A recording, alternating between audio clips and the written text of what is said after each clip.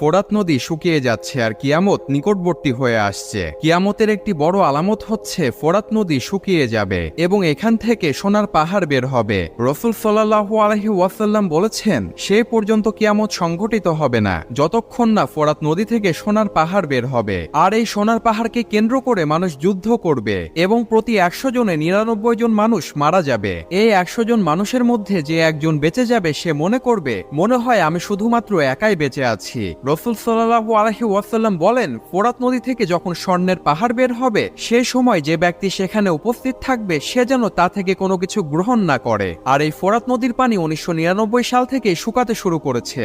যে এক সময়ে ফোরাত নদীর পানির গভীরতা এত পরিমাণের ছিল, সেই গভীরতার পানি আজ কমতে কমতে শুকিয়ে প্রায় শেষের পথে। 2024-এ এসে ফোরাত নদীর দিকে তাকিয়ে দেখলে বোঝা যায় রাসূল সাল্লাল্লাহু আলাইহি ওয়াসাল্লামের ভবিষ্যৎবাণী অতি দ্রুত সত্য হতে চলেছে।